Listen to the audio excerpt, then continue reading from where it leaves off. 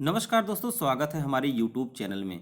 दोस्तों, UP triple SC, UP NHM, ANM, मुख्य सेविका, staff nurse, pharmacist, lab technician महत्वपूर्ण क्लास होने जा रही है। दोस्तों, क्लास पहली क्लास चल रही है। आपको बता रहा हूँ दोस्तों, मुख्य सेविका, स्टाफ नर्स और फार्मासिस्ट, इन सभी के लिए जो है एएनएम के पदों पर जो भर्तियाँ होने जा रही हैं यूपी एनएचएम के माध्यम से, और मुख्य सेविका की जो परीक्षा होने जा रही है, इन सब में कैसे प्रश्न बनते हैं वह मैं आप लोग को बताऊंगा। सबसे पहले वीडियो को एक लाइक करिएगा, चैनल को सब्सक्राइब जरूर कर ले दोस्तों अगर चैनल पर नए हैं, क्योंकि दोस्तों सभी स्टडी मटेरियल आपको फ्री में प्रोवाइड किए जाएंगे। और वीडियो को ज़्यादा से ज़्यादा शेयर करिएगा। चलिए दोस्तों, क्वेश्चन की तरफ बढ़ते हैं।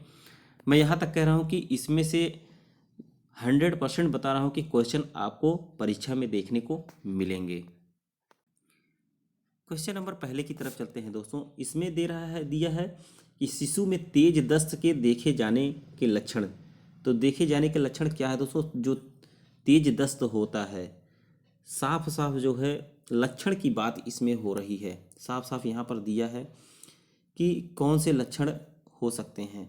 तो दोस्तों आप देख सकते हैं डिफ्रेस फ्रंटनेल, जिसको हम कहते हैं दबी हुई तालू। अगर तालू जो है दबा हुआ है तो ये मान के चलिए कि जो है डायरिया का लक्षण है। डायरिया जो होता है, अतिसार या डायरिया में या तो बार बार मल त्याग करना पड़ता है, या बल बहुत पतले होते हैं, या दोनों स्थिति हो सकती हैं। इसका मुख्य कारण आंत में जो अधिक द्रव का जमा होना होता है, उसी के कारण जो होता है। तो दोस्तों पहचान यही होती है कि इसमें पहचान की बात कही गई है, दबी हुई तालू। नेक्स्ट क्वेश्चन पर चलते हैं। इसमें दिया है राइस वाटर स्टूल, मतलब चावल के पानी जैसा मल, उसकी बात कर रहा है। तो चावल के पानी जैसा मल जो होता है उसको हम कहते हैं कॉलरा। जो हैजा होता है दोस्तों, उसको हम, जो पानी की तरह एकदम होता है, तो यह जो होता है दोस्तों संक्रमित होता है। ये चावल के पानी के जैसा ही होता है, लेकिन जब बहुत ज़्यादा गंभीर हो जाता है तो इसको हम हैजा ग्रेविस भी बोलते हैं। तो ये भी ध्यान रखिएगा। नेक्स्ट क्वेश्चन की तरफ चलते हैं। क्वेश्चन में दिया है दोस्तों, क्वेश्चन नंबर 3 है, निम्नलिखित में से कौन सा लक्षण एड्स का संकेत है? एड्स, सबसे पहले आप लोग ये जान लीजिए कि एड्स का फुल फॉर्म क्या होता है। एड्स का फुल फॉर्म होता है AIDS, जो है उसका पूरा नाम होता है एक्वायर्ड इम्यूनो डिफिशियंसी सिंड्रोम। तो दोस्तों यह आप लोग बहुत ध्यान से जो है पढ़िएगा, क्योंकि इस तरह से भी क्वेश्चन आपको देखने को मिलते हैं। तो इसमें जो होगा दोस्तों, आपका क्वेश्चन नंबर 3 है, तो इसमें आपका होता है ये ऑप्शन ए हो जाएगा। ऑप्शन ए में साफ साफ दिया है CD4 count lower than 200 cell mm3। ये इसको आप रट लीजिएगा। क्वेश्चन नंबर 4 पे चलते हैं। निम्नलिखित में कौन सा खाद्य पदार्थ है जो गुर्दे की विफलता में प्रतिबंधित है? मतलब किडनी की विफलता की बात हो रही है, क्वेश्चन नंबर 4 की बात कर रहे हैं। तो कौन सा होता है दोस्तों? ऑप्शन ए होगा, प्रोटीन होता है। क्वेश्चन नंबर 5 पे चलते हैं। सबसे प्रचलित एवं उपयोगी विसंक्रमण की विधि है। दोस्तों यह क्वेश्चन पूछा हुआ क्वेश्चन है, मैं आपको बता रहा हूँ। तो क्या है दोस्तों विसंक्रमण की मतलब विधि क्या है? बॉइलिंग। दोस्तों क्वेश्चन बहुत अच्छे इसमें से आपको मिलेंगे। मैंने अभी तक जितने मॉडल पेपर कराए हैं उसमें से काफ़ी क्वेश्चन आपको मिला है। यूपी एनएचएम एएनएम की तैयारी, मुख्य सेविका की तैयारी दोस्तों, और फार्मासिस्ट, लैब टेक्नीशियन, इन सब में ऐसे ही क्वेश्चन आपको मिलेंगे। क्वेश्चन नंबर 6 पे चलते हैं। 6 पे क्वेश्चन दिया है दोस्तों, प्रसूतावस्था के दौरान योनि स्राव का क्यों हो जाता है, को क्या कहा जाता है? योनि स्राव को हम क्या कहते हैं? तो उसको दोस्तों लाचिया कहते हैं। एएनएम का क्वेश्चन है दोस्तों, मुख्य सेविका का भी यह क्वेश्चन है। क्वेश्चन नंबर 7 पे चलते हैं। एमनियोटिक द्रव के अपर्याप्त मात्रा को क्या कहा जाता है? तो क्या कहते हैं इसको हम? जो एमनियोटिक द्रव होता है उसकी मात्रा को, उसकी मात्रा को हम, अपर्याप्त मात्रा जो होती है उसको हम कहते हैं ओलिगोहाइड्रोमिनोज कहते हैं। ऑप्शन सी हो जाएगा। क्वेश्चन नंबर 8 पे चलते हैं। इम्यूनोसप्रेसिव औषधि के मुख्य साइड इफेक्ट में निम्नलिखित में किसके अतिरिक्त सभी सम्मिलित हैं? तो कौन सा है दोस्तों? इसी के अतिरिक्त जो है श्वेत रक्त कोशिकाओं की संख्या की वृद्धि के अतिरिक्त जो है खा सभी लगभग सम्मिलित हैं, जैसे बुखार, कपकपी, कंपन, ये भी सम्मिलित है। नाउजिया एंड वॉमिटिंग ये भी है, और रीनल एंड हेपेटिक टॉक्सिसिटी यह भी इसमें सम्मिलित है, लेकिन यह सम्मिलित नहीं है। क्वेश्चन नंबर 9 पे चलते हैं। टीकाकरण के शुरुआती अग्रदूत कौन थे? टीकाकरण के शुरुआती अग्रदूत कौन थे? क्वेश्चन नंबर 5 है। तो कौन थे दोस्तों? इजिप्टिमिस जो है, मिस्र के जो है रहे। क्वेश्चन नंबर 9 दोस्तों है, नहीं, टीकाकरण के शुरुआती अग्रदूत कौन थे पूछ रहा है। ए नहीं, सी होगा दोस्तों। ऑप्शन जो है ये चाइनीज रहे दोस्तों, चीन निवासी रहे। क्वेश्चन नंबर 10 पे चलते हैं। 10 में पूछ रहा है HIV संक्रमण में विंडो पीरियड ऐसे समय का कहा जाता है जिसमें HIV संक्रमित व्यक्ति जो होता है एंटीबॉडी के लिए नकारात्मक होता है। ऑप्शन सी हो जाएगा। क्वेश्चन नंबर 11 पर चलते हैं। अस्पताल संक्रमण सामान्यतः किसके द्वारा होता है? तो किसके द्वारा होता है दोस्तों? स्टेफिलोकोकस, जो हम hospital infection is commonly caused by, जो होता है ये अस्पताल में जो है किसके कारण होता है दोस्तों? स्टेफिलोकोकस के कारण। ऑप्शन ए हो जाएगा। क्वेश्चन नंबर 12 पर चलते हैं। सफ़ेद या पीले रंग का सफ़ेद स्राव जो प्रसव के बाद 10 से 15 दिन तक रहता है उसे हम क्या कहते हैं? उसे हम दोस्तों कहते हैं लोचिया अल्बा। ए नंबर का क्वेश्चन है दोस्तों, 12 का सी हो जाएगा। 13 पे चलते हैं। पूछ रहा है कि डायफ्राम या डच कैप का उपयोग करने के परिवार नियोजन उपाय को निम्न में क्या कहा जाता है? तो हम कहते हैं बैरियर विधि कहते हैं दोस्तों। नेक्स्ट क्वेश्चन पे चलते हैं। 14वां क्वेश्चन है दोस्तों, इंग्लिश और हिंदी दोनों में आपको प्रश्न मिलेंगे। अब की बार तो कंप्यूटर आधारित परीक्षा है। 17,000 प्लस पद आए हैं यूपी NHM के माध्यम से। ANM, staff nurse, pharmacist, lab technician और मुख्य सेविका, इसी तरह से प्रश्न मिलेंगे दोस्तों आपको। क्वेश्चन नंबर 14 पे चलते हैं। 14 पर पूछ रहा है दोस्तों, डिप्थीरिया के वाहकों के उपचार के लिए उपयोग की जाने वाली सबसे प्रभावी दवा कौन सी है? तो कौन सी है दोस्तों?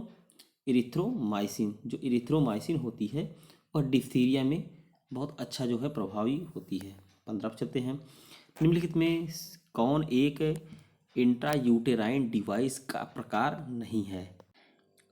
इंट्रायूटेराइन डिवाइस जो होता है दोस्तों, आप देख सकते हैं लाइपस लूप ये भी होता है, मल्टी लोड ये भी है, कापर टी का नाम तो आपने सुना ही होगा।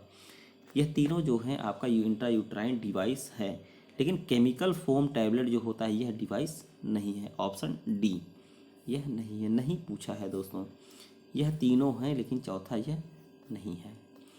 क्वेश्चन नंबर 16 चलते हैं। हिपेरिन का एंटीडोट, मोस्ट इंपॉर्टेंट क्वेश्चन सभी के लिए है दोस्तों यह। तो 16वां क्वेश्चन कौन सा होगा? मोस्ट इंपॉर्टेंट बता रहा हूँ। हिपेरिन का एंटीडोट पूछ रहा है। तो हिपेरिन का एंटीडोट जो होगा आपका यह प्रोटामीन सल्फेट होता है। क्वेश्चन नंबर 17 पे चलते हैं। निम्नलिखित में से कौन सा भारत में मातृ मृत्यु का सर्वमान्य कारण है?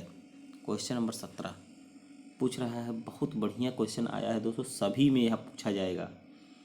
मातृ मृत्यु का सामान्य कारण कौन सा हो सकता है? तो यह होगा दोस्तों ब्लीडिंग। अक्सर आप देखते हैं कि जब प्रेगनेंसी होती है तो ब्लीडिंग ज़्यादा होती है। कुछ जो है अनट्रेंड वहाँ पर लोग रहते हैं तो ब्लीडिंग को नहीं कंट्रोल कर पाते हैं, जिसके कारण जो है पेशेंट शॉक में चला जाता है और एनीमिक हो जाता है। पेशेंट एक्सपायर के चांसेस ज़्यादा हो जाते हैं। क्वेश्चन नंबर 18 चलते हैं। प्रसव के दौरान गर्भाशय ग्रीवा के पतले एवं छोटे होने की प्रक्रिया कहलाती है।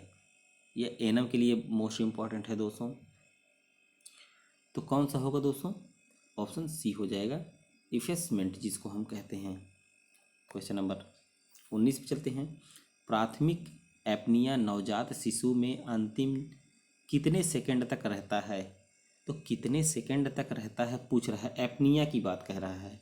तो यह 20 सेकंड तक रहता है। ऑप्शन डी हो जाएगा।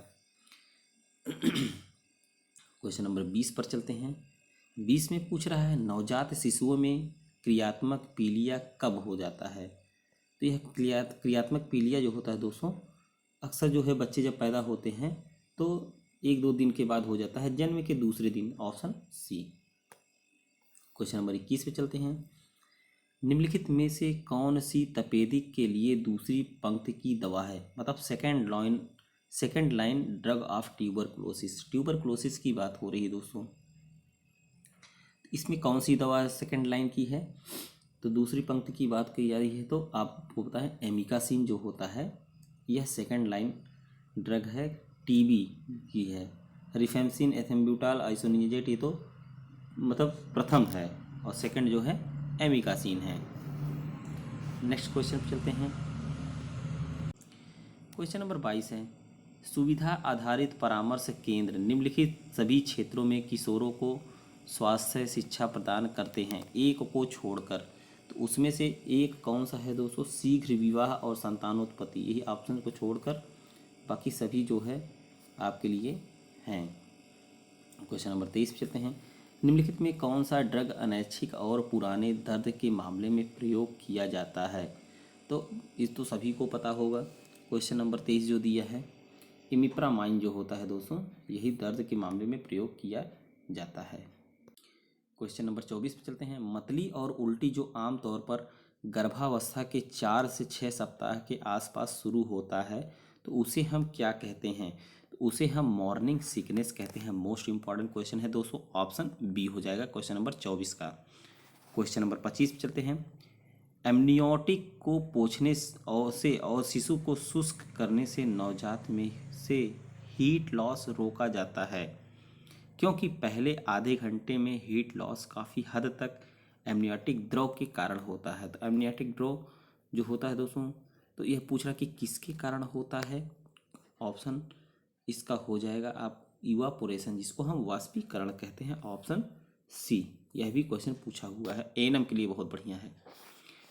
वह प्रक्रिया जिससे गर्भाशय ग्रीवा के पेशी तंतुओं को ऊपर की ओर खींचा जाता है और नीचे गर्भाशय खंड के तंतुओं के साथ मिलाया जाता है, उसे क्या कहा जाता है, तो उसे दोस्तों कहते हैं विलोपन, इफेसमेंट कहा जाता है, ऑप्शन सी हो जाएगा। क्वेश्चन नंबर 27 पे चलते हैं। इनफर्टिलिटी के लगभग कितने प्रतिशत केस के लिए पुरुष जिम्मेदार होते हैं। अब देखिए दोस्तों, ऐसा क्वेश्चन आप लोग कभी नहीं देखे होंगे। पूछ रहा इनफर्टिलिटी के लगभग कितने प्रतिशत केस पुरुष जिम्मेदार होते हैं, तो 30 से 40%, ऑप्शन इसका सी हो जाएगा, 30 से 40%। क्वेश्चन नंबर 28 पे हैं।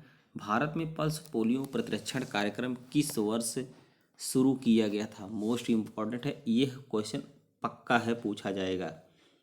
क्वेश्चन नंबर 28, तो कब जो है पल्स पोलियो प्रतिरक्षण कार्यक्रम की शुरुआत हुई थी, 1995 में, रट लीजिएगा।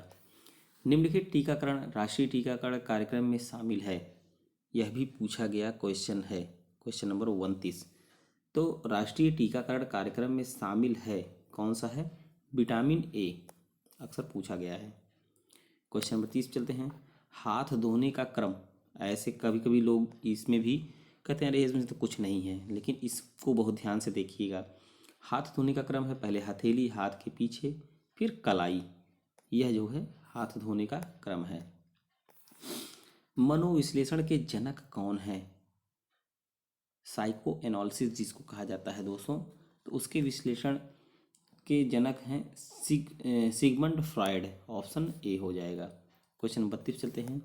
गैस्ट्रिक ग्रंथि की मुख्य कोशिका क्या स्रावित करती है, यह भी पूछा गया क्वेश्चन, सभी के लिए है, तो कौन सा होगा दोस्तों, गैस्ट्रिक ग्रंथि जो होती है वह पेप्सिनोजन, ऑप्शन बी हो जाएगा। क्वेश्चन नंबर 33 चलते हैं। How many litre of blood in present in an adult human body, पूछा गया क्वेश्चन है, एक वयस्क मनुष्य के शरीर में कितने लीटर रक्त मौजूद होता है, तो कितने लीटर होता है दोस्तों, 4.5 से 5.5 लीटर के लगभग में होता है। क्वेश्चन नंबर 34 चलते हैं। फेफड़ों में गैस की विनिमय इनमें से किसके द्वारा होता है, क्वेश्चन नंबर 34 पूछ रहा है, तो किसके द्वारा होता है, एल्वियोलाई जो होती है दोस्तों, उसमें गैस, फेफड़ों में गैस के विनिमय जो होते हैं वो एल्वुलाई के कारण ही होते हैं, जिसको हम कृपिका कहते हैं। ऑप्शन बी हो जाएगा। 35 पे चलते हैं। रक्त से नेफ्रॉन में पदार्थों का सक्रिय परिचालन कहलाता है। तो सक्रिय परिचालन जो होता है दोस्तों, उसको हम ट्यूबर सिक्रीशन कहते हैं। ट्यूबुलर सिक्रीशन जो होता है मतलब नलिका स्रवण। जो नेफ्रॉन क्या है दोस्तों, अब आप ये भी जान लीजिए। जो किडनी होती है उसकी इकाई होती है नेफ्रॉन, जिसको हम कहते हैं नलिका स्रवण। ऑप्शन बी हो जाएगा। क्वेश्चन 36 चलते हैं। अंडकोश में वृषण के उतरने की विफलता को क्या कहते हैं? यह भी पूछा हुआ क्वेश्चन है दोस्तों। तो क्या कहते हैं दोस्तों, इसको हम क्रिप्टोकाइडिज्म कहते हैं, मतलब गुप्त विषणता कहा जाता है। क्वेश्चन नंबर 37 चलते हैं। झिल्ली के भेदन में शामिल, मतलब शुक्राणु का अंडे की झिल्ली के भेदन में सम्मिलित भाग है। बहुत बार पूछा गया, सभी के लिए है दोस्तों। यह शुक्राणु का अंडे की झिल्ली के भेदन में पूछ रहा है, तो इसमें से कौन सा होगा दोस्तों? एक्रोसोम जो होता है यही ज़्यादा काम करता है, एक्रोसोम जो है। क्वेश्चन नंबर 38 पे चलते हैं। भोजन रखने का अगार या थैला कहलाता है, तो उसको हम क्या कहते हैं? भोजन रखने का जो होता है दोस्तों, क्वेश्चन नंबर 38 है, तो उसको हम स्टमच कहते हैं, मतलब पेट जो होता है उसी को भोजन रखने का थैला कहा जाता है। क्वेश्चन नंबर 39 पर चलते हैं। 39 में पूछ रहा है, निम्नलिखित में से कौन सी अवस्था में शरीर का वजन बढ़ने, उल्टी आने तथा पेशाब की मात्रा में कमी जैसे लक्षणों से गहरा संबंध है? तो यह क्या होता है दोस्तों? दाएं भाग का हृदय घात, right side heart failure. Question number 40 पर चलते हैं। बीसीजी टीका के प्रशासन का मार्ग है। बहुत बढ़िया क्वेश्चन आया है दोस्तों। पूछा जाता है कि बीसीजी का टीका जो है कैसे लगाया जाता है। तो यह अक्सर जो है हर प्रश्न में, हर क्वेश्चन में जो है आपको जो है इस तरह का जो है घुमाकर पूछा जाएगा। किस तरह से लगाया जाता है, किस मार्ग से लगाया जाता है। और यह एएनएम में भी पूछा गया क्वेश्चन है, मुख्य सेविका में भी पूछा गया है, और आपको बता रहे हैं pharmacist, lab technician, staff nurse में भी पूछा गया यह क्वेश्चन है। तो दोस्तों मैं ऐसे क्लास ले रहा हूँ कि जिससे सभी अभ्यर्थियों के लिए क्लास जो है एक ही रहे, प्रश्न एक ही रहे, और इसी तरह से इसी टाइप से उनको महत्वपूर्ण क्वेश्चन मिलें। बीसीजी टीका जो होता है दोस्तों, यह इंट्राडर्मल होता है। इंट्राडर्मल जो जिसको बोलता जाता है, इंट्रा नहीं दोस्तों, इंट्राडर्मल जो होता है मतलब अंतः त्वची जो है लगाया जाता है। क्वेश्चन नंबर 41 चलते हैं। असुरक्षित जल से फैलने वाली बीमारी पूछ रहा है, सभी है लेकिन एक को छोड़ दिया जाए। तो मतलब जो जल से बीमारी फैलती है एक को छोड़कर, देखिए कॉलरा जो होती है दोस्तों, हैजा जो वो भी जल से होती है, टाइफाइड जो होती है वो भी जल से होती है, पेचिस जिसको डिसेंट्री कहते हैं वो भी मतलब दूषित पानी से होती है, स्मॉल पॉक्स जिसको चेचक कहते हैं यही नहीं होती है। बाकी तीनों होते हैं, इसमें सिवाय के करके पूछा गया है। अगर सिवाय पूछा है तो ऑप्शन इसका डी हो जाएगा। क्वेश्चन नंबर 42 पर चलते हैं। 42वां क्वेश्चन में पूछ रहा है कि कौन सा घटक मानव दूध में नहीं होता है दोस्तों? ऐसे क्वेश्चन पूछेगा, आप सोचेंगे होता है तो आप पट से लगा देंगे कैल्शियम, लेकिन पूछ रहा है कि मानव मतलब दूध में नहीं होता है, तो इसका ऑप्शन आपको देखने को मिलेगा। क्या नहीं होता है दोस्तों? विटामिन डी नहीं होता है। कैल्शियम आपको मिलेगा, आईजीए, इम्यूनोग्लोबिन ए जिसको बोलते हैं, और मैग्नीशियम, ये सब पाए जाएंगे, लेकिन विटामिन डी जो है मानव दूध में नहीं पाया जाता है। क्वेश्चन नंबर 43 पे चलते हैं। शरीर की सभी संवेदनाओं के लिए जिम्मेदार तंत्र को कहा जाता है। क्वेश्चन नंबर 43 मोस्ट इंपॉर्टेंट है। शरीर की सभी संवेदनाओं को जो होता है तो उसको हम क्या कहते हैं दोस्तों? नर्वस तंत्र, तंत्रिका तंत्र कहा जाता है, नर्वस सिस्टम जो है। क्वेश्चन नंबर 44 पे चलते हैं। निम्न में से एक को छोड़कर सभी हड्डियां दाईं हाथ में पाई जाती हैं। अब दाईं हाथ की हड्डियां अगर आप जानेंगे तभी तो आप लगा पाएंगे। सबसे पहले जानिए कि दाएं हाथ में कौन कौन सी हड्डियां पाई जाती हैं। तो दोस्तों अब देखिए, कार्पल हड्डी जो होती है वो हाथ में पाई जाती है, मेटाकार्पल वो भी हाथ में पाई जाती है, फैलेंजेज जो उंगलियों में होती है वो भी जो है हाथ में ही पाई जाती है। कैल्केनियम, कैल्केनियम जो होती है यह जो दोस्तों पैर के हिस्से की जो है हड्डी है, एड़ी की है, जिसको हम कहते हैं। इसमें से पूछ रहा है कि हाथ में पाई जाती है एक को छोड़कर, तो कौन सी है? कैल्केनियम है दोस्तों, बाकी ये सब हाथ में पाई जाती है। क्वेश्चन नंबर 45 पर चलते हैं। 45वां क्वेश्चन जो पूछ रहा है, अंडाशय द्वारा स्रावित फीमेल हार्मोन कौन सा है? मोस्ट इम्पॉर्टेंट है दोस्तों। अंडाशय द्वारा फीमेल हार्मोन मतलब महिलाओं में जो सीक्रेट हार्मोन होता है कौन सा है? तो एस्ट्रोजन जो होता है दोस्तों यही होता है, बाकी ये सब नहीं होते हैं। क्वेश्चन नंबर 46 पे चलते हैं। अंडोत्सर्ग की व्याख्या की जाती है। क्वेश्चन नंबर 46 बहुत बढ़िया क्वेश्चन आया है दोस्तों। अक्सर पूछा जाता है कि ओवुलेशन का डिफिनेशन बताइए, अंडोत्सर्ग के डिफिनेशन बताइए।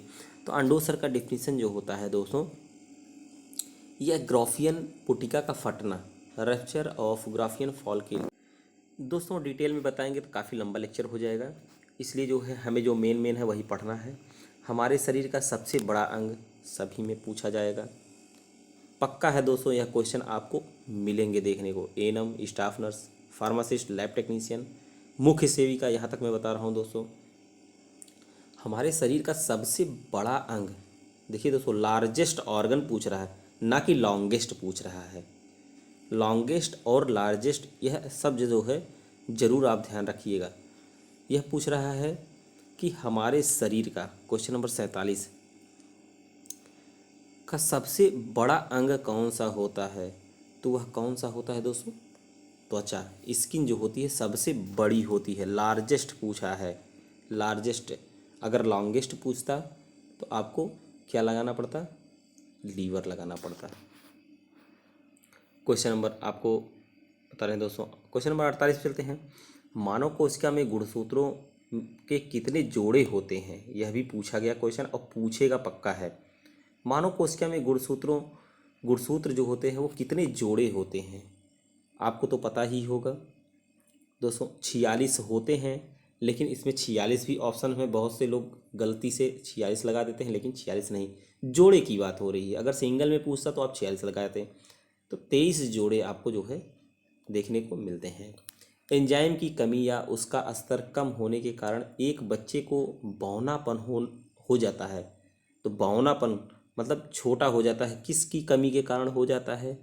क्वेश्चन नंबर 49 है दोस्तों। तो यह जो होता है दोस्तों टेट्राआइडोथायरोनिन जो होता है, इसी एंजाइम की कमी के कारण जो है बच्चा बौना हो जाता है। क्वेश्चन नंबर 50 पे चलते हैं। फोटोथेरेपी के दौरान महिला स्वास्थ्य कार्यकर्ता को नवजात शिशु की आंख पर आंखों के पैचेज क्यों लगाने चाहिए? बहुत बढ़िया क्वेश्चन आया है दोस्तों। फोटोथेरेपी के दौरान, क्योंकि दोस्तों आंख पे इसलिए लगाया जाता है कि जिससे जो मतलब नेत्र श्लेष्मा और रेटिना को चोट से बचाया जाए, क्योंकि उसका जो होता है रेस जो होती बहुत इफ़ेक्टिव होती है, तो आँख में जो है ज़्यादा नुकसान पहुंचाती है, इसीलिए जो है ढका जाता है। क्वेश्चन नंबर 51 पे चलते हैं। 51 में दोस्तों पूछ रहा है, निम्नलिखित में से कौन सा नवजात हाइपर बिलिरुबिनीमिया की जटिलता है? बहुत बढ़िया क्वेश्चन आप लोग को मिला है। तो कौन सा है दोस्तों? ऑप्शन सी हो जाएगा, कार्निक टीरस। कार्निक टेरस जो होता है यही जो हाइपर बिलिरुबिनीमिया की जटिलता होता है। नवजात शिशुओं की बात हो रही दोस्तों। नवजात में शिशु में सक्शन की प्रक्रिया, मोस्ट इम्पॉर्टेंट, ये भी पढ़ाया हूँ दोस्तों। इसके पहले लेक्चर में मैंने बताया था, इसके बहुत पहले जब महिला स्वास्थ्य कार्यकर्ता का परीक्षा होने वाला था उस समय मैंने बताया था। शिशु में सक्शन की प्रक्रिया है, तो सक्शन की प्रक्रिया है दोस्तों फर्स्ट माउथ देन नोज, मतलब नाक से पहले मुंह, मतलब नाक से पहले जो है मुंह में देना पड़ता है सक्शन, फिर उसके बाद नाक में देना पड़ता है। ऑप्शन ए हो जाएगा। क्वेश्चन नंबर 53 पे चलते हैं। नवजात में फोरामेन ओवल के बंद होने का कारण है। क्वेश्चन नंबर 53 की बात हो रही है। फोरामेन ओवल जो होता है, देखो तो फुफ्फुस धमनी के रक्त प्रवाह में वृद्धि, ऑप्शन जो है बी हो जाएगा इसका। क्वेश्चन नंबर 54 पे चलते हैं। वेंटिलेटेड रोगियों को कितनी बार मौखिक देखभाल प्रदान की जाती है? जो वेंटिलेटर पे पेशेंट रहते हैं तो उनको कितने कितने देर पे मौखिक रूप से की बात हो रही है? तो यह दोस्तों आपको देखना पड़ेगा एवरी 4 to 6 आवर्स, मतलब प्रत्येक 4 से 6 घंटे जो है आपको देखना रहता है कि मतलब कहीं पेशेंट को और समस्या तो नहीं हुई है। वह सब देख रेख करना पड़ता है, जैसे पल्स हुआ, बीपी हुआ, और उनका ईसीजी का रेज जो होते हैं वो सब वेंटिलेटर वाले पेशेंट को जो है बहुत ज़रूरी रहता है देखना कि पल्स कितना उठ रहा है। और क्वेश्चन नंबर 55 चलते हैं। अल्कोहल के दुरुपयोग का आकलन करने के लिए किस उपकरण का उपयोग किया जाता है? बहुत बढ़िया क्वेश्चन आया है 55वां। तो कौन सा होगा दोस्तों? ऑप्शन में ये सब तो आपको देखने को मिल रहे हैं, लेकिन डी ऑप्शन कुछ अलग ही दिख रहा है। CAGE प्रश्नावली, CAGE प्रश्नावली एक संक्षिप्त चिकित्सक प्रशासित उपकरण है दोस्तों। ऑप्शन डी होगा इसमें।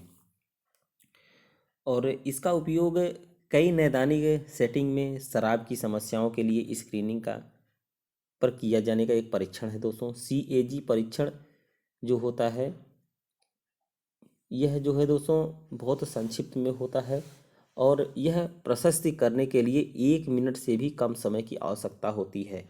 CAG जो प्रश्नावली है, अगर आप कोई शराब पिया है, आप जांच करना चाहते हैं तो 1 मिनट के अंदर अंदर वह बता सकता है, यह टेक्निक जो होती है।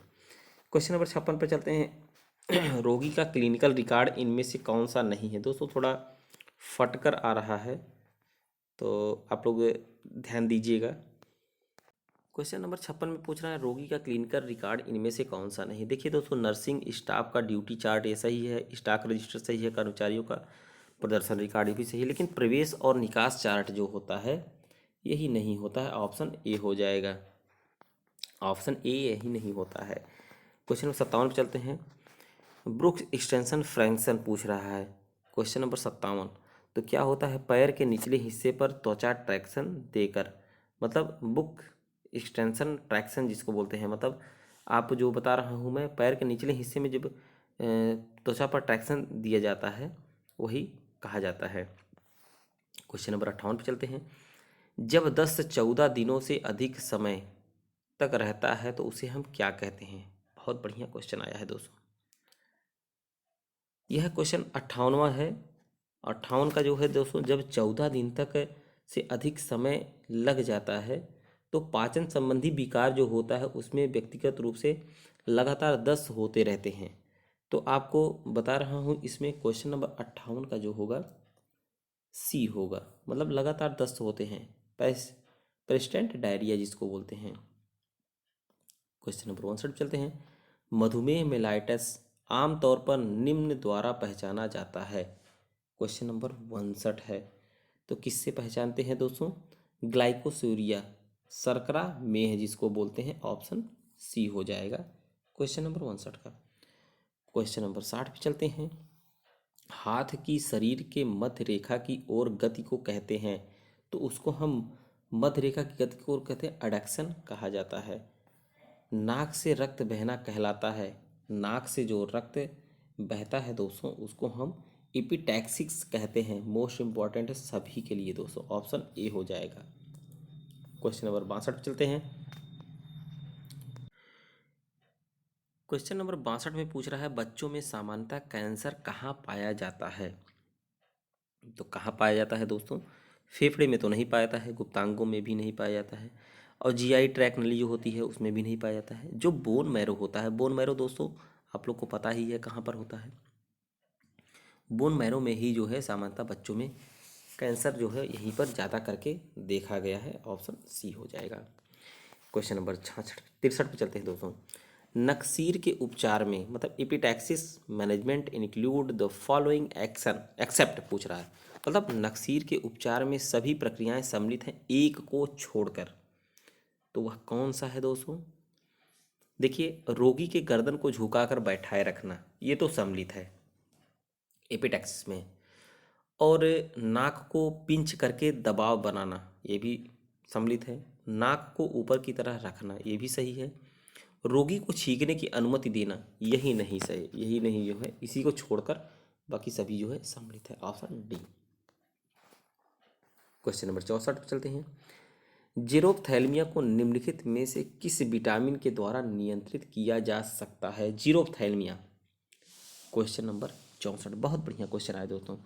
अच्छा, जीरोप्थैल्मिया जो होता है दोस्तों, यह किस विटामिन से नियंत्रित किया जाता है? जिसको हम दोस्तों रतौंधी कहते हैं। इसका मुख्य लक्षण जो है दोस्तों, आपको पता है, कार्निया का सूखापन वगैरह जो होता है, रतौंधी अब आपको पता ही हो गया होगा कि किस विटामिन की कमी से होता है। इसी तरह टर्म पूछ लेता है, कभी कभी पूछ लेगा जीरोप्थैल्मिया पूछ लेगा, कभी कभी पूछ लेगा आपको जो है रतौंधी किस विटामिन की कमी से होता है। तो जीरोप्थैल्मिया और रतौंधी जो है दोस्तों, वही हिंदी टर्म्स हैं। तो विटामिन ए की कमी से होता है, ऑप्शन ए हो जाएगा। एंटी बैरी फैक्टर कहलाता है, सभी के लिए क्वेश्चन है दोस्तों 65वां। तो एंटी बैरी फैक्टर जो होता है विटामिन B1 की कमी से होता है दोस्तों, विटामिन B1, ऑप्शन सी हो जाएगा। क्योंकि दोस्तों इसे पॉलीन्यूराइटिस इंडेमिका, हाइड्रॉन्स एस्थमेटिक्स, बार्बियर्स आदि नामों से भी जानते हैं इसको, ये भी जान लीजिए दोस्तों। क्योंकि कभी कभी अगर बेरी बेरी करके जो है कुछ और पूछ लिया तो आप फिर उसमें क्या कहेंगे, क्या देंगे, तो इसी हिसाब से जो है क्वेश्चन इसमें बनते हैं। तो आपका जो है ऑप्शन सी हो जाएगा। क्वेश्चन नंबर 66 पर चलते हैं। क्वेश्चन नंबर 66 है, घातक रक्तअल्पता किसकी कमी से होता है?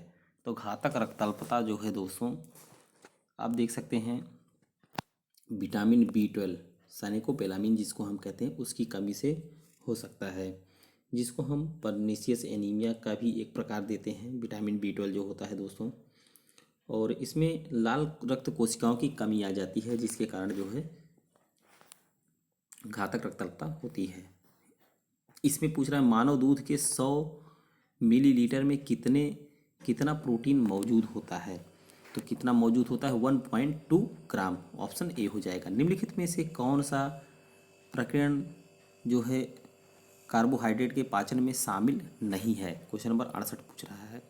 तो कौन सा शामिल नहीं है? लाइपेज। आप देख सकते हैं कार्बोहाइड्रेट के पाचन में लैक्टोज शामिल है, सुक्रोज शामिल है, एमाइलेज शामिल है, लेकिन ये लाइपेज नहीं शामिल रहता है, ऑप्शन डी हो जाएगा। क्वेश्चन नंबर 69 पर चलते हैं। एनीमा देते समय रोगी को किस स्थान पर रखना चाहिए? बहुत बढ़िया क्वेश्चन है। तो किस स्थान पर रखते हैं दोस्तों? सिम्स पोजीशन पर रखा जाता है, 69 का ए हो जाएगा।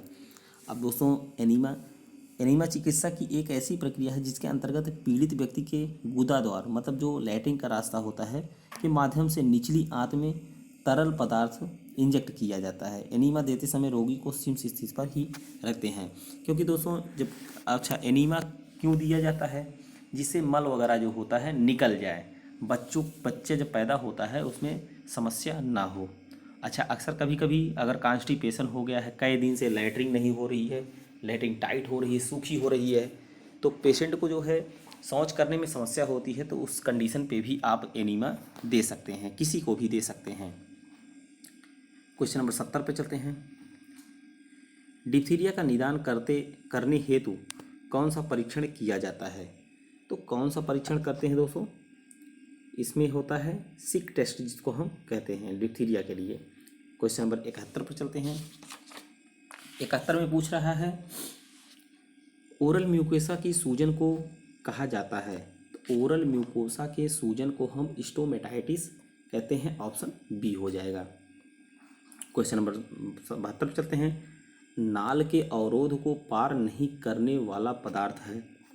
साफ साफ देखिए दोस्तों, पूछ रहा है कि नाल जो प्लेसेंटा होता है, प्लेसेंटल बैरियर जिसको बोलते हैं, उसको पार नहीं करने वाला पदार्थ होता है, तो वह कौन सा होता है? IgM, इम्यूनोग्लोबिन M जिसको हम बोलते हैं।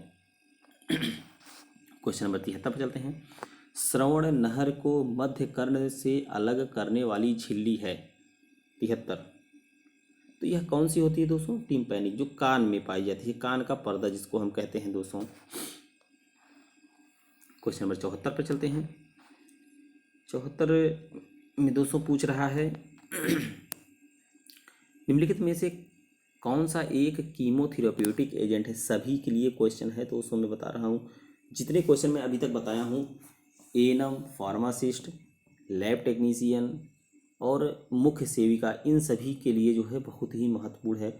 चैनल को सब्सक्राइब कर दीजिएगा दोस्तों और शेयर करते जाइएगा, जिससे सभी भाई बहनों तक यह मॉडल पेपर, बहुत बढ़िया मॉडल पेपर करा रहा हूँ, पहुँच जाए। 74वां क्वेश्चन है, निम्नलिखित में से कौन सा एक कीमोथेरेप्यूटिक एजेंट है। तो कीमोथेरेप्यूटिक एजेंट जो होता है दोस्तों, सिप्लास्टिन जो होता है, ऑप्शन सी हो जाएगा इसका।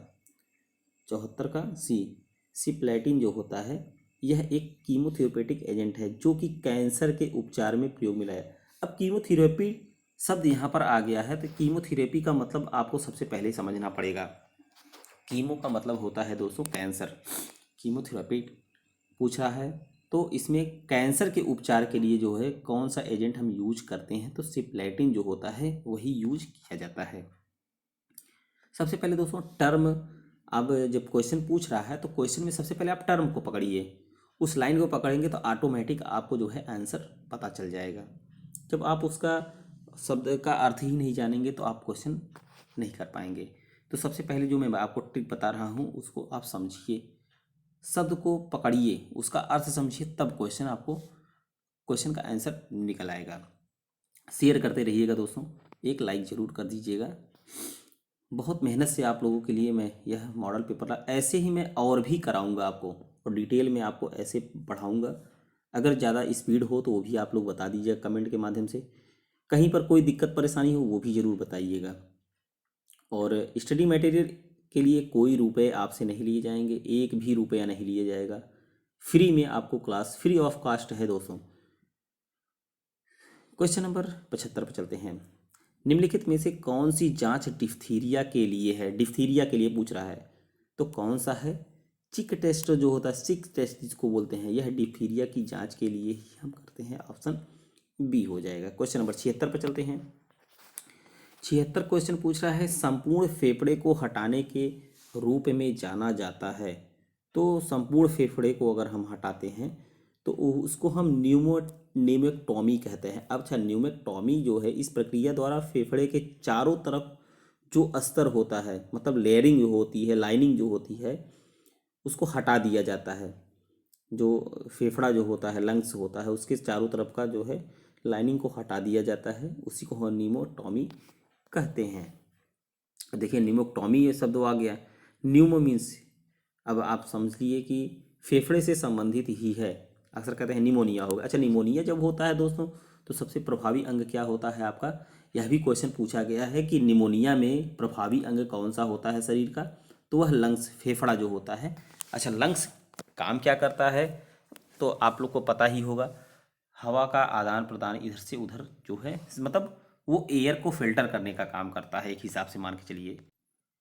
क्वेश्चन नंबर 77 पर चलते हैं दोस्तों। 77 में पूछ रहा है कौन से प्रोटीन को उनके कार्यों के आधार पर वर्गीकृत किया गया है। बहुत बढ़िया क्वेश्चन आया है। 77वां क्वेश्चन जो है दोस्तों, कौन से प्रोटीन को उनके कार्यों के आधार पर वर्गीकृत किया गया है। तो यह दोस्तों क्वेश्चन नंबर जो पूछा है बहुत बढ़िया है। प्रोटेक्टिव प्रोटीन जो होता है, सुरक्षात्मक प्रोटीन जिसको कहा जाता है, वही है। क्वेश्चन नंबर 78 पर चलते हैं।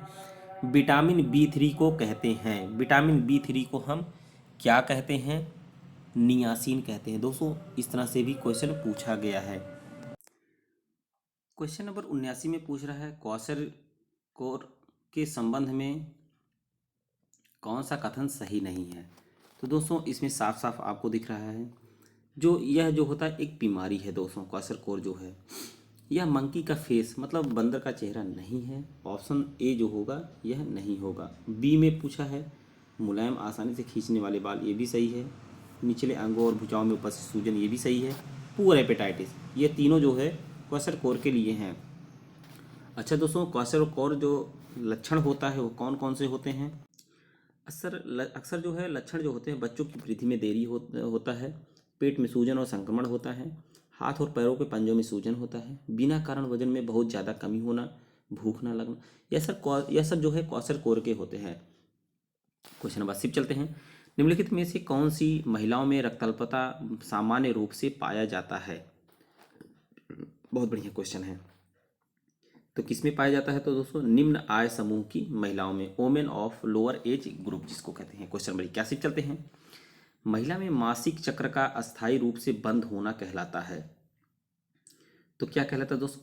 मेनोपास कहलाता है। यह भी पूछा हुआ क्वेश्चन है, बहुत बढ़िया क्वेश्चन है, इसको रट लीजिएगा, सभी के लिए है। क्वेश्चन नंबर 82 चलते हैं। एक महिला का सीरम और मूत्र निम्नलिखित सभी स्थितियों में HCG के लिए सकारात्मक परीक्षण करेगा, एक को छोड़कर, तो वह कौन सा होगा दोस्तों? हिस्टेरेक्टोमी जिसको कहते हैं वह छोड़कर होता है, और गर्भावस्था, स्थानिक गर्भावस्था, वेस्कुलर मोल, ये सब जो होते हैं। क्वेश्चन नंबर 82 में जो पूछा है दोस्तों, ऐसे ही क्वेश्चन जो है पूछेगा सिवाय, मतलब एक को छोड़कर। क्वेश्चन नंबर 83 चलते हैं। गर्भावस्था के दौरान चेहरे में बढ़े हुए रंजकता को कहा जाता है। क्वेश्चन नंबर 83 है, तो हम उसको क्या कहते हैं दोस्तों?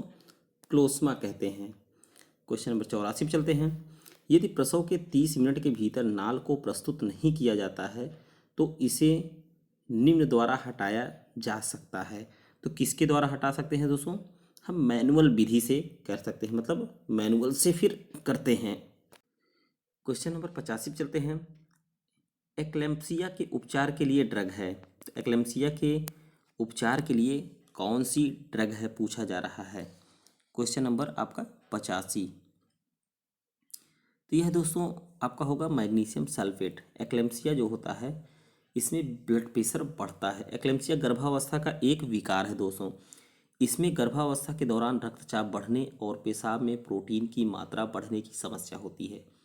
इसकी रोकथाम व इलाज में इंट्रावेनस या इंट्रामस्कुलर मैग्नीशियम सल्फेट का उपयोग किया जाता है। अन्य उपचारों में ब्लड प्रेशर की दवाएं, व्यायाम, कैल्शियम पूरक दवाएं आदि शामिल होती हैं दोस्तों। लेकिन आपने सुना होगा एक्लेम्पसिया, प्री एक्लेम्पसिया, अक्सर सुना होगा कि पेट में बच्चा एक्सपायर हो गया, 7 महीने का, 8 महीने का हो गया था, उसके बाद जो है सब कुछ कंडीशन सही चल रहा था, 8वें महीने में, 8 महीने कुछ दिन में जो है पेट में बच्चा एक्सपायर कर गया। क्यों होता है दोस्तों? वह प्री एक्लेम्पसिया के कारण होता है। इसमें मदर का जो होता है ब्लड प्रेशर बढ़ता है, जिससे जब ब्लड प्रेशर बढ़ेगा तो जिस फूड जो नली होती है, भोजन वाली नली जो होती है दोस्तों, बच्चे को जहाँ से भोजन मिलता है तो उसमें दबाव होता है। जब दबाव होगा तो बच्चे का भोजन और पोषक तत्व तो नहीं मिल पाते हैं बच्चे को, जिसके कारण बच्चा जो है वेट कम होता जाता है और बाद में एक्सपायर हो जाता है। अक्सर कहा जाता है कि मूवमेंट नहीं मिल रहा है, मूवमेंट नहीं मिल रहा है, तो ये क्या होता है? लास्ट टाइम मूवमेंट नहीं मिल रहा है, तो ये प्रेक्लेम्सिया केस में ही ऐसा होता है। क्वेश्चन नंबर 86 पर चलते हैं। एक्लेम्सिया के उपचार में मैग्नीशियम सल्फेट ही यूज किया जाता है। तेज बहते हुए रुधिर को रोकने के लिए प्रयोग करते हैं। बहुत बढ़िया क्वेश्चन आया है दोस्तों। अगर खून बह रहा है तो हम क्या करते हैं? वहाँ पर आइस बैंड, मतलब बर्फ़ की पट्टी लगा देते हैं। अगर हमारे पास कोई उपचार नहीं है, अगर बर्फ़ मिल जाता है तो आप लगा सकते। तेज बहते हुए रुधिर को रोकने के लिए बर्फ़ की पट्टी का प्रयोग किया जाता है दोस्तों। इसके अतिरिक्त घुटने, जोड़ों व पैर के दर्द में भी बर्फ़ से सिकाई कर सकते हैं। बहुत बढ़िया है, अक्सर पूछा गया क्वेश्चन है। मानव दूध में प्रमुख इम्यूनोग्लोबिन निम्न में से कौन सा है?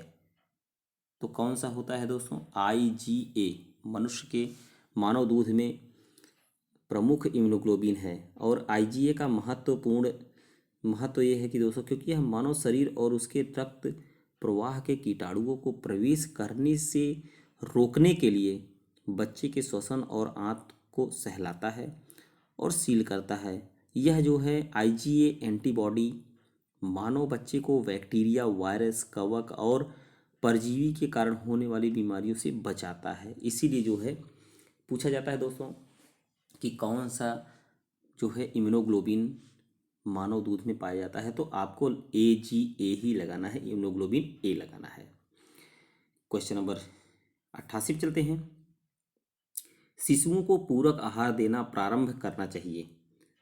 पूछा है कि मतलब कब करना चाहिए, पूरक आहार प्रारंभ देना कब करना चाहिए? तो सभी को तो याद ही होगा, 6 माह की आयु जब प्राप्त कर ले उसके बाद से आप कर सकते हैं। क्वेश्चन नंबर 89 पे चलते हैं दोस्तों। वीडियो को शेयर करिएगा, बहुत मेहनत से आप लोग के लिए जो है स्टडी मटेरियल लाया हूँ, ऐसे मैं और भी लाऊंगा। आपकी क्लास शुरू हो गई है तो चलती ही रहेगी। क्वेश्चन नंबर 89 पे चलते हैं। सामान्यतः नवजात शिशु कितने घंटे की नींद लेता है? नवजात की बात हो रही दोस्तों, न्यू बॉर्न बेबी, मतलब जो बच्चा पैदा हुआ है, न्यू बॉर्न। आपको पता है कितने से कितने तक न्यू बॉर्न होते हैं, और 89 का है। तो दोस्तों 89 में जो है आपको बता रहे हैं 89 का ए होगा, लगभग 20 घंटे।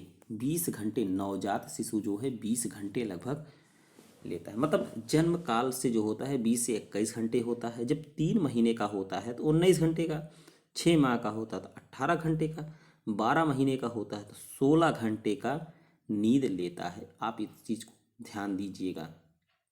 लगभग 20 से 21 घंटे का नवजात शिशु जो है 20 से 21 घंटे सोता है।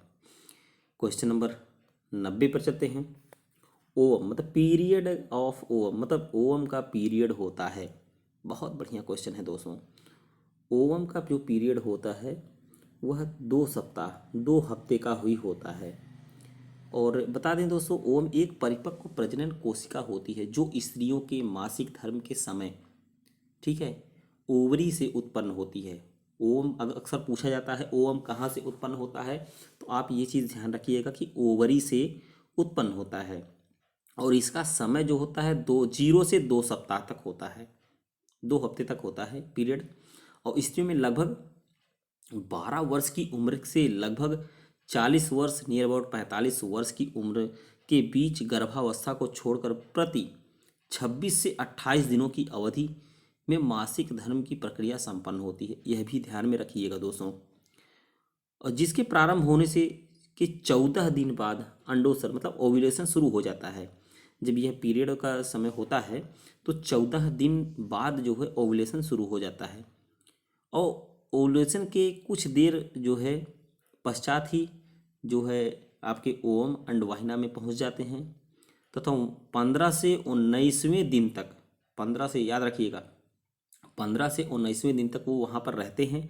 इस बीच यदि स्त्री जो है अगर चाहे तो जो है, अगर जैसे स्त्री को प्रेगनेंसी चाहिए, प्रेग्नेंट है, तो अगर 15 से 19वें दिन तक बता रहे हैं दोस्तों, अगर इस बीच जो है अगर पॉजिटिव रिस्पांस चाहिए महिला पुरुष को, तो इस समय 100% जो है सही रहता है और अगले मासिक चक्र से बाहर निकल जाता है दोस्तों।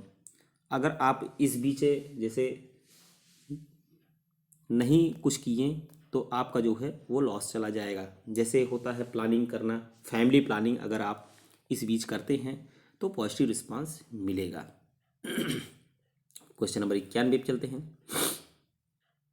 वह अंग जिसके द्वारा भ्रूण को माता के रक्त से मिलता है, माता के रक्त के पोषण से मिलता है, तो वह कौन सा होता है दोस्तों? सभी को पता है, कुछ लोग को ना ही पता होगा। चलिए हम बता देते हैं दोस्तों। क्वेश्चन नंबर 91 में पूछा है, वह अंग जब बच्चा पेट में रहता है, माँ की पेट में रहता है, तो बच्चे को खाना पीना कहाँ से मिलता है? प्लेसेंटा से मिलता है। सभी को पता होगा दोस्तों, जो एक गर्भनाल होती है उसी के द्वारा जो है भ्रूण को माता के रक्त से पोषण मिलता रहता है। ऑप्शन सी हो जाएगा। क्वेश्चन नंबर 92 पे चलते हैं। 92 में पूछ रहा है, इसमें है दोस्तों गर्भवती महिला के लिए फॉलिक एसिड की बताई गई उपयुक्त मात्रा है। बहुत बढ़िया। अक्सर आप लोग देखते होंगे कि जब बच्चा पेट में रहता है 1 महीने 2 महीने में जब कन्फर्म पता चल जाता है कि प्रेगनेंसी है, तो उस समय सबसे ज़्यादा आवश्यकता होती है फॉलिक एसिड, क्योंकि महिलाओं में आयरन की कमी होने लगती है। इसीलिए डॉक्टर बोलते हैं कि आप जो है, एक गायनेकोलॉजिस्ट बोलती हैं कि आप फॉलिक एसिड बराबर लेते रहिए, नहीं तो आपको बाद में आप एनीमिया की शिकार हो सकती हैं, खून की कमी हो सकती है, बच्चा आपका जो है वीक हो सकता है, एनीमिक भी हो सकता है। तो यह सब जो है बताई जाती है, लेकिन कितनी खुराक बताई जाती है यह मैं आप लोग को बता रहा हूँ। 400 mg की टैबलेट रहती है दोस्तों। 400 mg फॉलिक एसिड जो है देना पड़ता है, वो भी एक टाइम। देखिए दोस्तों, इसमें साफ साफ जो दिया गया है, फॉलिक एसिड जो होता है दोस्तों, मनुष्यों, जानवरों एवं पक्षियों में पोषणहीनता से उत्पन्न होने वाले रक्त एनीमिया को ठीक करता है। यह सूक्ष्म जीवाणुओं में वृद्धि कारक की तरह काम भी करता है। अच्छा, गर्भवती महिलाओं के लिए फॉलिक एसिड की उचित मात्रा 400 mg जो है होती है, और गर्भवती महिलाओं एवं गर्भस्थ शिशु के उचित विकास के लिए ही उचित आहार के लिए दैनिक भोजन में जैसे हरी सब्जियां, फलों में संतरा, सेब, नारंगी, अंगूर, अमरूद तथा दाल आदि देना चाहिए, तो जिससे जो है फॉलिक एसिड की मात्रा बरकरार रहे। नेक्स्ट क्वेश्चन पर चलते हैं। क्वेश्चन नंबर 93 है, जन्म के स्थान। 93वें क्वेश्चन में पूछ रहा है दोस्तों, जन्म के समय बच्चे के मस्तिष्क का भार। बहुत बढ़िया क्वेश्चन है। जन्म के समय बच्चे के मस्तिष्क का भार जो होता है वह दोस्तों होता है आपका 350 ग्राम होता है। इसको रट लीजिएगा, बच्चे के जन्म के समय बच्चे के मस्तिष्क का भार जो होता है 350 ग्राम। मतलब जन्म के समय बच्चे के मस्तिष्क का भार जो होता है दोस्तों, नवजात शिशु का सिर, उसके संपूर्ण शरीर, मतलब उसका जो संपूर्ण शरीर है उसके 1/4 होता है। और नवजात शिशु के कंधे पतले, गर्दन सकरी, पेट कुछ लंबा, नाक चपटी और जबड़े अविकसित होते हैं। इतना आप ध्यान रखिएगा। इतना ध्यान रखिएगा, बच्चे का वजन के 1/4 बच्चे के मस्तिष्क का भार होता है। जैसे अगर टोटल वजन मान लीजिए 4 किलो का बच्चा पैदा हुआ है, तो 4 किलो में 1/4 अगर किया जाए तो 1 किलो जो है मस्तिष्क भार होता है। मतलब 1/4 के हिसाब से ही होता है, लेकिन इसमें मानक दे दिया गया है कि जन्म के समय कितना होता है, 350 ग्राम ही होता है। गर्भावस्था के दौरान संश्लेषित कुल प्रोटीन है, कुल प्रोटीन कितनी होती है दोस्तों गर्भावस्था के दौरान? Total protein synthesize during pregnancy के समय जो है कितनी संश्लेषित प्रोटीन होती है? तो 700 ग्राम होती है। यह बहुत बढ़िया क्वेश्चन आया है दोस्तों, सभी के लिए है, रट लीजिएगा और यह पूछेगा पक्का, मैं यहाँ तक बता दे रहा हूँ। राष्ट्रीय घेघा नियंत्रण कार्यक्रम किस वर्ष से शुरू हुआ था? 95वां क्वेश्चन है दोस्तों। तो यह जो क्वेश्चन बता रहा हूँ आपको, घेघा रोग, आपको पता है ग्वाइटर जो बोलते हैं, किसकी कमी से होता है? आयोडीन की कमी से होता है, आपको भी पता है, अक्सर प्रचार में देखते होंगे, आयोडीन युक्त नमक खाइए, घेघा रोग से बचिए। तो दोस्तों ये सब जो है आप लोग देखे ही होंगे, लेकिन इसमें जो पूछा है राष्ट्रीय घेघा नियंत्रण कार्यक्रम किस वर्ष में शुरू किया गया? देखिए दोस्तों, एक क्वेश्चन से मैंने 3 क्वेश्चन का आपको उत्तर बताया। 1962, ऑप्शन बी हो जाएगा। राष्ट्रीय घेघा नियंत्रण कार्यक्रम 1962 में शुरू किया गया था दोस्तों। आहार में आयोडीन की निरंतर कमी से घेघा रोग, जिसे हम गलकंड भी कहते हैं, अक्सर दोस्तों पूछा जाता है, टर्म को चेंज कर देता है। जैसे पूछता है गलकंड रोग, तो गलकंड भी आयोडीन की कमी से होता है, घेघा रोग बस टर्म को इधर उधर कर दिया गया है। और सर्वेक्षण करके जो दोस्तों देखा गया कि आयोडीन की कमी वाले क्षेत्रों में ही पता लगाया गया था कि वहाँ पर घेघा रोग ज़्यादा पाया गया है। हर 5 वर्ष के बाद उन्हीं क्षेत्र का फिर से सर्वेक्षण करना तथा रोगियों की संख्या पता लगाना रहता है कि अब कितने रह गए हैं। तो आयोडीन युक्त नमक जो है, इसीलिए हमेशा गवर्नमेंट कहती है कि आयोडीन युक्त नमक ही खाइए। लोग कहते हैं टाटा में ज़्यादा है, किस में ज़्यादा है किस में नहीं है, ये दोस्तों नहीं पता है, लेकिन आपको आयोडीन युक्त नमक ही खाना है। चलिए दोस्तों 96 पर चलते हैं। 96वें क्वेश्चन पर पूछ रहा है योजना बच्चों को परिपूर्ण सेवा देने का उद्देश्य रखती है, कौन सा करती है दोस्तों? सबसे बढ़िया क्वेश्चन है, इसी में लोग कंफ्यूज हो जाते हैं, और जब पता नहीं रहेगा दोस्तों तो कैसे आप करेंगे? जो अभी आप समझ जाएंगे, योजना बच्चों को परिपूर्ण सेवा देने का उद्देश्य रखती है। आंगनबाड़ी जानते हैं दोस्तों, आंगनबाड़ी से ही संबंधित है एक टर्म। अभी इसका मैं आपको पूरा फुल फॉर्म भी बताऊंगा। ICDS, ऑप्शन सी हो जाएगा। यह बच्चों को पूर्ण सेवा देने का उद्देश्य रखती है। अब देखिए क्वेश्चन नंबर 96, क्वेश्चन नंबर 96 में जो पूछा है ICDS, ICDS का पूरा नाम सबसे पहले मैं बताऊंगा। एक क्वेश्चन ये भी पूछता है कि ICDS का पूरा नाम बताइए। इंटीग्रेटेड चाइल्ड डेवलपमेंट स्कीम, यह याद रखिएगा। आई से इंटीग्रेटेड, सी से चाइल्ड, डी से डेवलपमेंट और यस से स्कीम। सबसे पहले अक्सर पूछता है कि इसका फुल फॉर्म बताइए, तो हमने बता दिया आपको। अब ICDS योजना जो है बच्चों के परिपूर्ण सेवा देने का उद्देश्य रखती है दोस्तों। भारत में स्कूल पूर्व बालकों एवं गर्भवती तथा महिलाओं को स्वास्थ्य में सुधार लाने के लिए इस योजना का शुभारंभ कब किया गया था दोस्तों? यह भी क्वेश्चन पूछा गया है। ICDS का शुभारंभ कब किया गया है? तो 1975 में किया गया था। यह बच्चों को मृत, कुपोषण तथा संक्रमित एवं पोषक न्यूनतम जनित रोगों से बचाने के लिए पूरक आहार की व्यवस्था करना होता है। अब आप लोग देखते होंगे कि जो ICDS जो गांव में सतुआ बंटता है, कहते नहीं सत्तू आ गया है, आंगनबाड़ी वाले बच्चों के लिए आया है, महिलाओं के लिए आया है, तमाम जो है गवर्नमेंट कुपोषण को बचाने के लिए, कुपोषण हटाने के लिए तमाम स्कीम लगाई है। लेकिन अक्सर आप लोग देखते होंगे दोस्तों, इतना भ्रष्टाचार है, इतना जो है लूट घसूट है। आप लोग समझिए इस बात को। अगर 1 किलो सत्तू पहुंच रहा है एक बच्चे के लिए, तो उसको मिलता है कितना? उसका 1/4, मतलब 1 पौआ उसके हिस्से में पहुंचता है।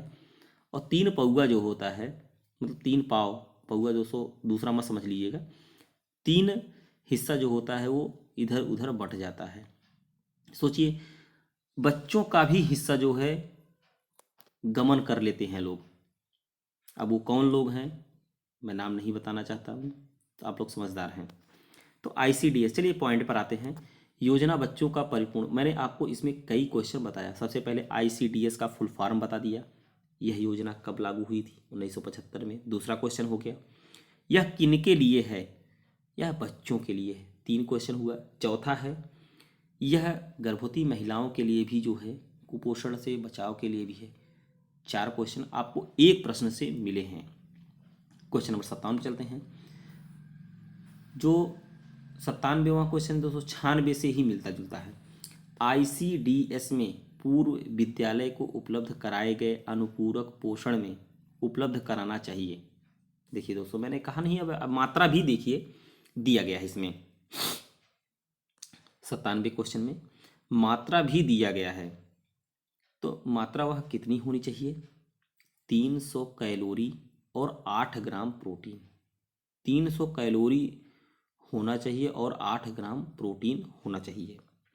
ICDS में पूर्व विद्यालय को उपलब्ध कराए गए अनुपूरक पोषण में 300 कैलोरी और 8 ग्राम प्रोटीन उपलब्ध कराना चाहिए, क्योंकि भारत में स्कूल पूर्व बालकों, मतलब जो आंगनवाड़ी होता है, स्कूल पूर्व उसी को बोलते हैं दोस्तों, उन्हीं लोगों के लिए यह जो है योजना 1975 में जो है गवर्नमेंट ने लाया था, स्वास्थ्य को सुधार में लाने के लिए।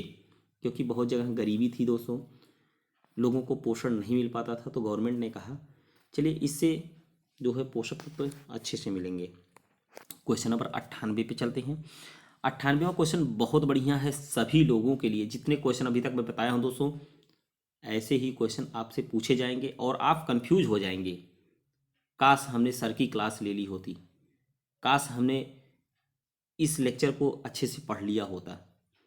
मानव शरीर में किस विटामिन का संश्लेषण होता है? सिंथेसाइड पूछ रहा है, किस विटामिन का जो है मानव शरीर में ही संश्लेषण होता है। अब आपको अगर ऑप्शन नहीं पता है फंस जाएंगे। मैं बता रहा हूं दोस्तों, मानव शरीर में किस विटामिन का संश्लेषण होता है? विटामिन डी का संश्लेषण होता है दोस्तों। विटामिन A, B, C इनका संश्लेषण नहीं होता है। मानव शरीर में विटामिन डी का संश्लेषण होता है। इससे अब देखिए दोस्तों, इसमें कई क्वेश्चन आपके बनेंगे। विटामिन डी की कमी से कौन सा रोग हो जाता है? रिकेट्स हो जाता है। विटामिन डी, यह एक कैल्सीफेरॉल तथा कैल्सीफेरोल दो रूप में पाया जाता है दोस्तों। 4 क्वेश्चन आपको बने, एक प्रश्न से 4 प्रश्न बन गए। विटामिन डी हमारे शरीर में संश्लेषित होता है, विटामिन डी की कमी से रिकेट्स होते हैं, और विटामिन डी 2 और D3, D2 को कैल्सीफेरॉल कहते हैं और D3 को कोलफेल्सफेरॉल कहते हैं दोस्तों। कोलफेल्सीफेरॉल कहते हैं विटामिन D3, मतलब 2 रूप में विटामिन डी पाया जाता है। तो इस तरह से आप पढ़ेंगे दोस्तों तो आपका क्लियर हो जाएगा।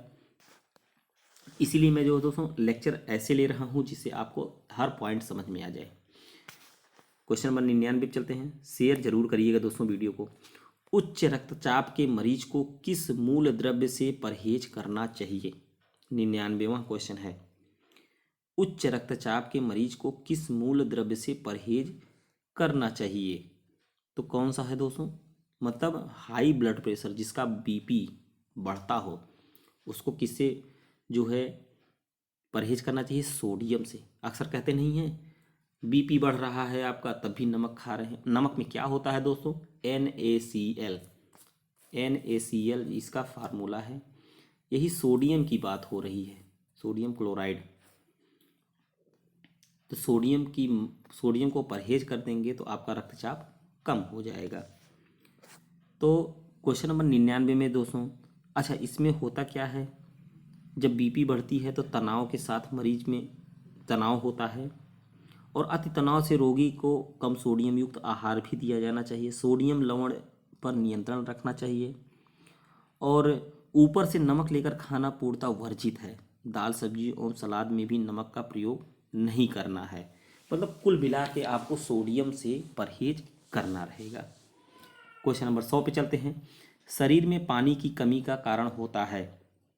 तो पानी की कमी का कारण जो होता है शरीर का पानी तथा लवण निकल जाता है। ऑप्शन ए हो जाएगा। शरीर में पानी की कमी का प्रमुख कारण जो है दोस्तों, शरीर में पानी तथा लवणों का निकल जाना, जो कि बुखार क्यों होता है दोस्तों, ये भी मैं बता रहा हूँ। पानी की कमी बुखार के कारण हो जाता है, अत्यधिक एक्सरसाइज करेंगे तब होता है, हीट एक्सपोजर करेंगे, डायबिटीज अगर आपको है या कोई इन्फेक्शन है, तो इस तरह से पानी जो है शरीर से। हम जानते हैं कि मानव शरीर में लगभग 75% भाग पानी का होता है, और पानी की कमी से थकान भी होता है, हाई ब्लड प्रेशर, कब्ज, अस्थमा तथा स्किन आदि जैसी समस्याएं जन्म लेती हैं अगर आपके शरीर में पानी की कमी हो जाती है। इससे देखिए दोस्तों कई क्वेश्चन आपको हमने बता दिए। तो ये सब जो है समस्याएं होती हैं। जितना मैं पॉइंट टू पॉइंट आप लोग को बताया हूँ दोस्तों, बहुत ही महत्वपूर्ण है। वीडियो को ज़्यादा से ज़्यादा शेयर कर दीजिएगा। चैनल पर नए तो सब्सक्राइब कर लीजिए दोस्तों, अभी आपके पास मौका है। ANM, मुख्य सेविका, staff nurse, pharmacist, lab technician, इन सब की क्लास एक साथ में चला रहा हूँ, अलग अलग नहीं चल रहे हैं। आपको इसी तरह से क्वेश्चन परीक्षा में मिलेंगे। चैनल को सब्सक्राइब ना किए हो तो सब्सक्राइब जरूर कर लीजिए, एक लाइक करिएगा, और वीडियो को ज़्यादा से ज़्यादा शेयर करिए दोस्तों। बहुत कम समय बचा हुआ है। और इसके साथ में बताऊंगा, जिन अभ्यर्थियों ने फॉर्म अप्लाई ना किया हो, फॉर्म को अप्लाई ज़रूर कर दें। UP NHM 12 दिसंबर लास्ट डेट है दोस्तों। वीडियो को अंत तक देखने के लिए बहुत बहुत धन्यवाद। मिलते हैं नेक्स्ट वीडियो में।